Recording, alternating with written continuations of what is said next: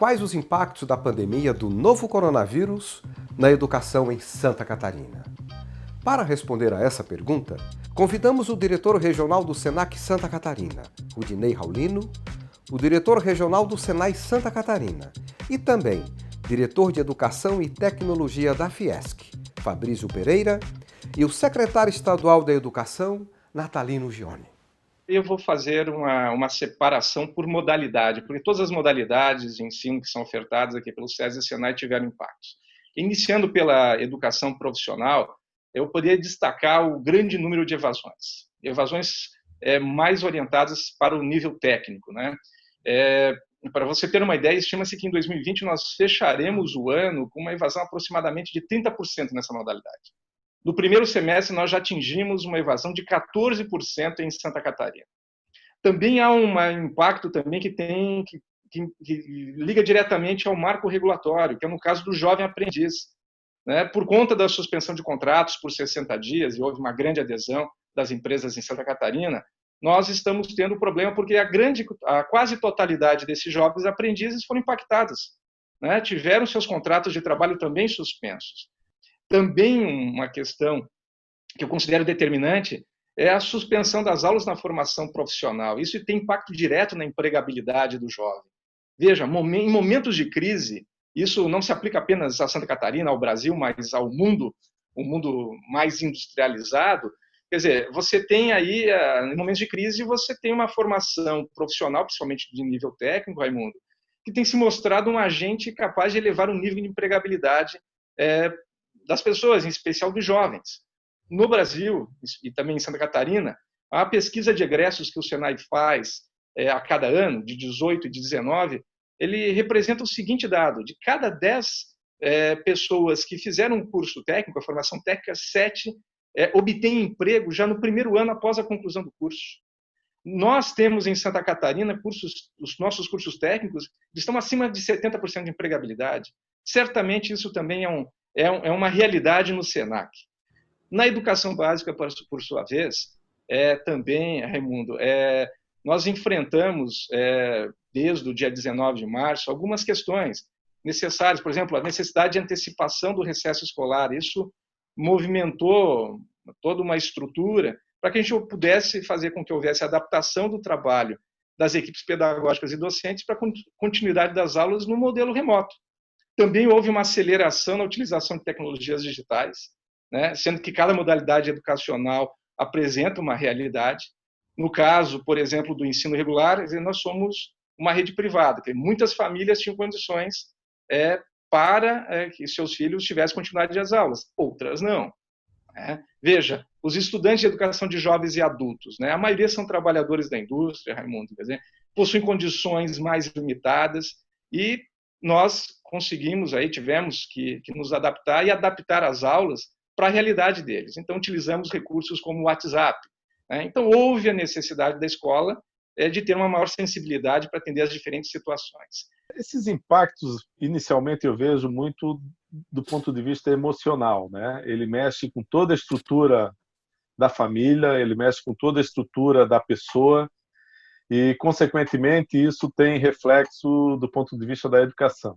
E no dia seguinte que houve, né, a parada a todos, esse recolhimento em razão da pandemia, nós começamos as atividades online com os nossos alunos. Tivemos alguma dificuldade no sentido de tê-los, às vezes, com internet que colocasse algum ponto, mas a gente foi recuperando esse processo e a gente tem aí uma percepção de que, dentro desse processo em si da educação, a nós não nos afetou muito, não. Essa pandemia nos inseriu num contexto nunca antes vivido e para o qual os nossos instrumentos legais não foram pensados.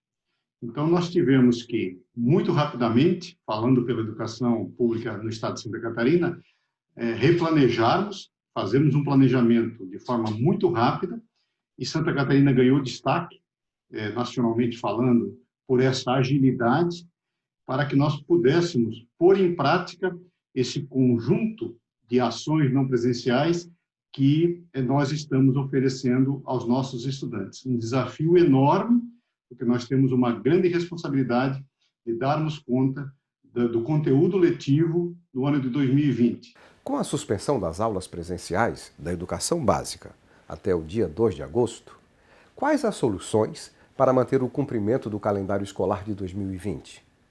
Pela necessidade, nós tivemos, quando eu falo nós, os profissionais da educação, que muito rapidamente nós tivemos que nos apropriar desse conjunto de hardware e software, que eu chamo do aparato tecnológico, que estava aí à nossa disposição e que nós, muito provavelmente, levaríamos anos para que os profissionais dele se apropriassem. Pela necessidade, nós proporcionamos a capacitação e o suporte a todos os nossos profissionais e eles muito rapidamente se apropriaram dessa tecnologia para poder proporcionar as atividades aos estudantes. Então, esse é um aspecto muito positivo, que nós aceleramos um processo que, na minha leitura, levaríamos anos para conseguir. E nós não queremos perder nenhum estudante.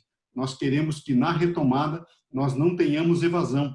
E é por isso que nós estamos nesse esforço conjunto dos profissionais da educação, chamando a família a participar, chamando o aluno a participar, porque o aluno fala-se muito no protagonismo do estudante, é hora dele mostrar o protagonismo e também fazer a sua parte. E tudo transformar, né?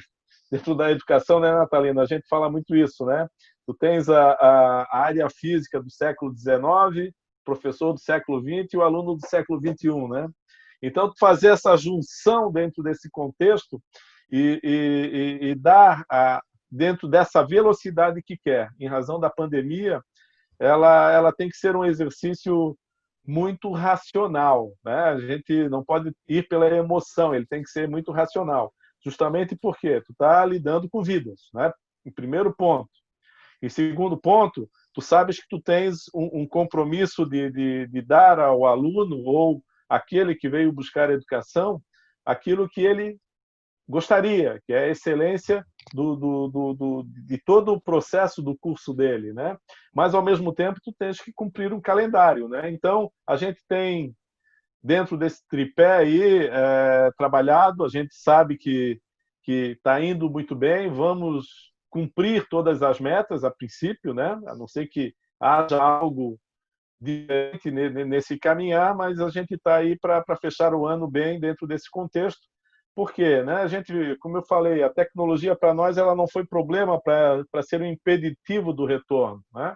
O maior impeditivo foi trabalhar justamente essa questão do emocional, né? O emocional da equipe, dos professores, o emocional do aluno também, né? Nós tivemos uma verdadeira revolução em pouco tempo, né? Eu diria que acho que o principal ação foi a reorganização do calendário escolar. E aí nós temos alguns destaques, né, nessa reorganização. Quer dizer, antecipação do recesso escolar para que os professores tivessem tempo para organizar-se e preparar-se para as atividades online, né? Nós tivemos também a reposição, Raimundo, das aulas em alguns finais de semana, principalmente para a educação infantil. E também a extensão do nosso próprio calendário, cujas aulas irão até janeiro de 2021, para que haja tempo hábil de nós percorrermos os conteúdos. Também houve também a necessidade de contabilização das cargas horárias realizadas de forma síncrona, né, por gravações e presenciais, para que os estudantes pudessem integralizar aí todos os seus conteúdos.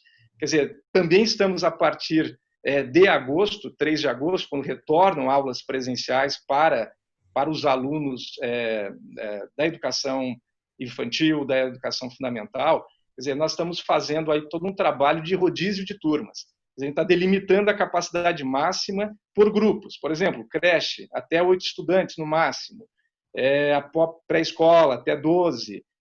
Fundamental, até 15 alunos. Ensino médio, até 20 alunos. Ou seja, esses são os limites máximos. E a gente pode, inclusive, ter salas e grupos menores conforme as limitações da nossa infraestrutura. E as unidades escolares? Elas já estão adequadas aos protocolos de saúde para receberem presencialmente alunos e professores? Sim, Raimundo, sim. Nós já iniciamos pelo Senai, nós já adequamos todas as unidades de educação profissional e ensino superior do Senai.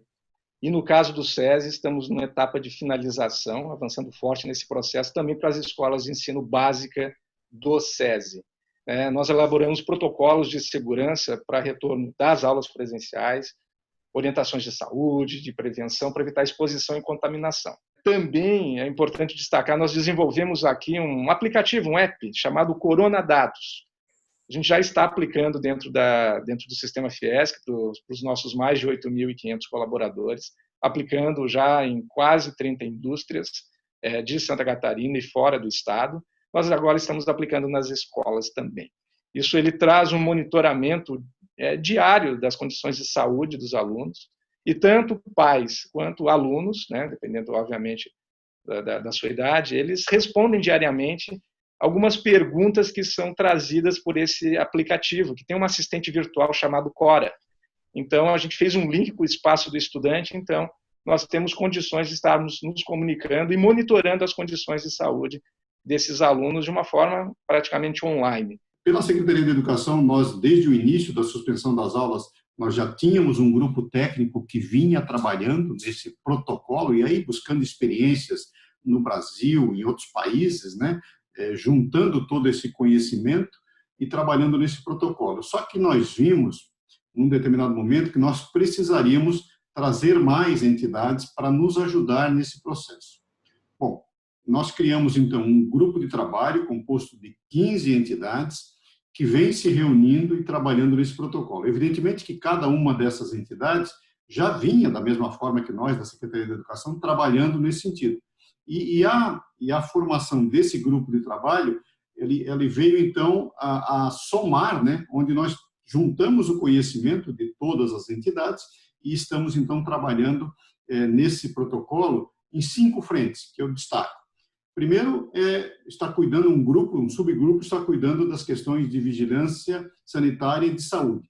Todos os protocolos, todos os cuidados, enfim, e as necessidades em termos de EPIs, em termos de dispositivos e o que mais nós precisaremos para cumprir esse protocolo. Álcool em gel, máscaras, enfim, Um outro grupo está trabalhando nas questões didático-pedagógicas, evidentemente, que é a preocupação, com o conteúdo didático, pedagógico do ano letivo. Um outro grupo está trabalhando a questão da gestão de pessoas, e aí nesse contexto que temos falado, a nossa preocupação que todos estejam bem fisicamente, quando eu falo todos, são os estudantes e também os nossos profissionais de educação. Nós precisamos passar também aos pais e responsáveis, principalmente dos pequenos, Rodinei, essa segurança de que nós vamos retomar com segurança, com total segurança.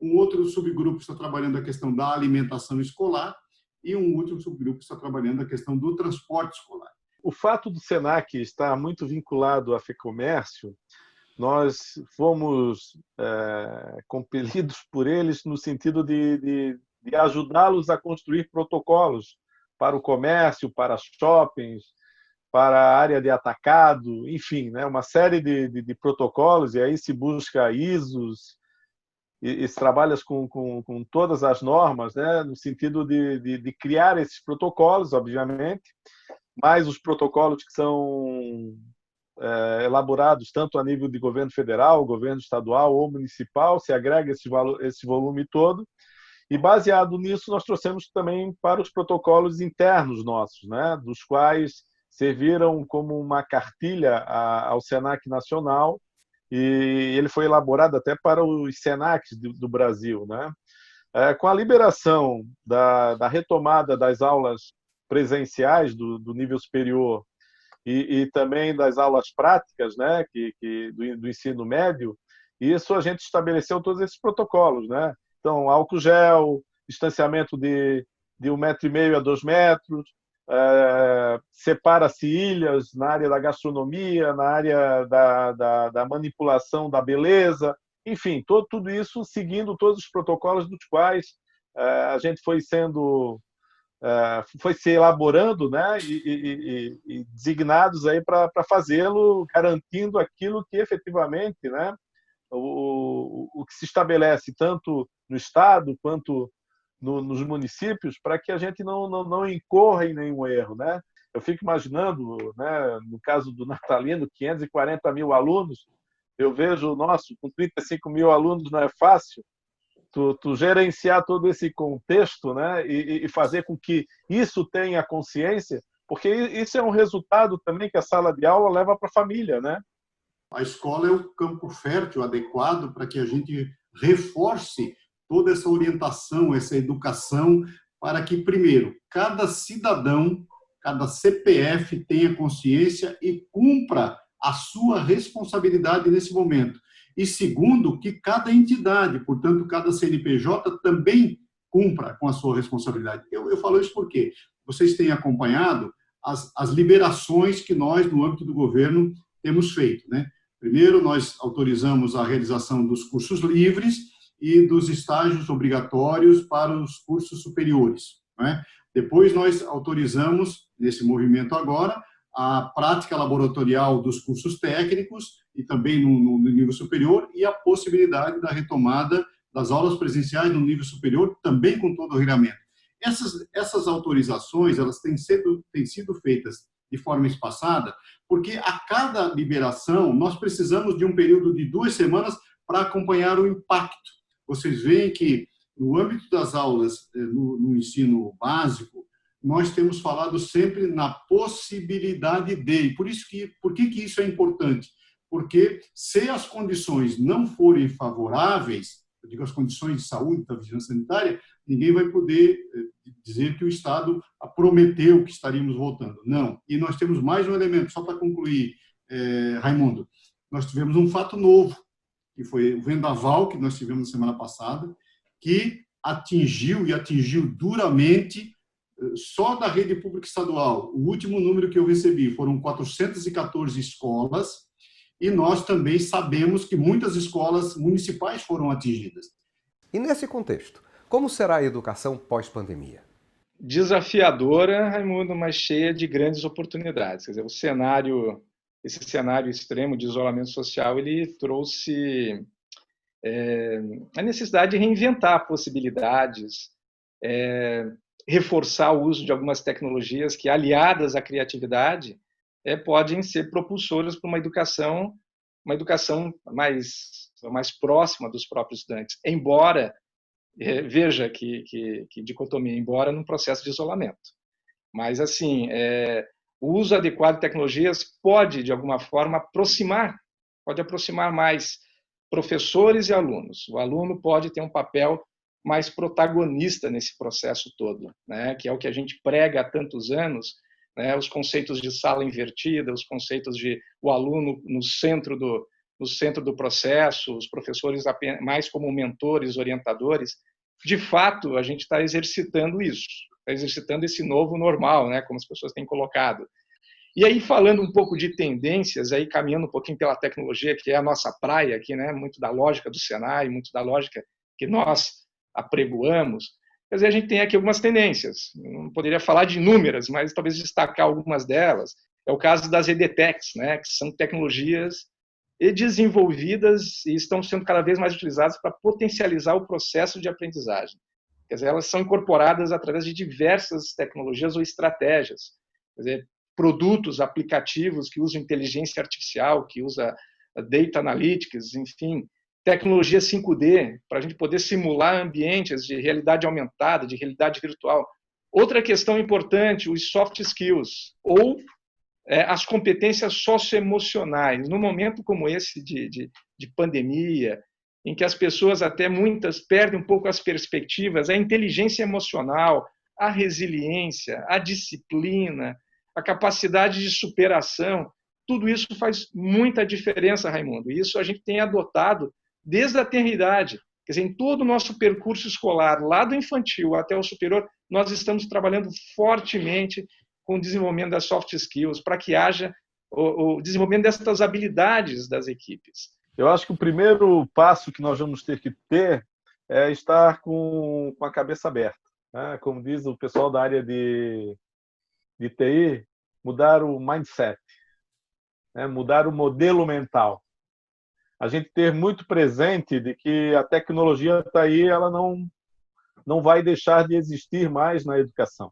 Um outro passo é, principalmente na educação fundamental, garantir a qualidade desses jovens que vão para o ensino médio com uma boa matemática, com um bom português, que isso vai fazer a grande diferença para ele, né? Quando ele estiver com textos para fazer interpretação, quando ele tiver a lógica muito bem afinada, que são dois alicerces dentro desse processo de construção do aluno. E tendo isso muito bem visto dentro do processo de maturação para o jovem já quase que adulto ou adulto já, e aquele jovem que está começando o seu caminhar dentro desse processo, talvez a gente consiga atingir um patamar alto, né? Nós que trabalhamos com educação profissional, daí eu não estou falando nem com o ensino da graduação, nem com o ensino médio, a gente percebe o quanto nós temos dificuldade de ter esse aluno e fazer com que ele entenda esse mundo do trabalho do ponto de vista do conteúdo, da lógica, do conteúdo, da interpretação propriamente, né? Porque essas diferenças fazem no caminho que ele vai traçar para a sua profissão. Aqui em Santa Catarina, Raimundo, diferentemente de outros estados, cada um tem a sua solução, né? Mas aqui em Santa Catarina, nós primamos pelo protagonismo do professor. Então, é o professor que está desenvolvendo as atividades para os seus alunos, para a sua turma. E isso fortalece o vínculo do professor com os seus alunos. Então, é dessa forma que nós estamos trabalhando. Nós precisamos trabalhar para que nós tenhamos uma transição com o menor impacto possível entre esse momento não presencial e a retomada das atividades. Desafio 1, qualidade da educação, trazermos todos os alunos para o mesmo patamar de aprendizado. Desafio 2, não deixarmos nenhum estudante para trás. Desafio 3, minimizarmos ao máximo o abandono, a evasão escolar. E, nesse sentido, tudo que nós fizermos em termos de investimento será pouco se nós considerarmos as perdas que nós temos pela evasão ou até pela repetência. Então, esse esforço no CONSEB, que é o Conselho Nacional do Secretário de Estado, nós criamos um grupo de trabalho que vai focar na conciliação entre o ano letivo de 2020 e o ano letivo de 2021. Por quê? Porque nós temos a preocupação com a qualidade do aprendizado dos nossos estudantes. E o programa de hoje termina aqui. Se você deseja mais informações, acesse o site estadodeexcelência.com.br. A gente se vê na próxima semana em mais um caso de excelência. Um grande abraço e até lá!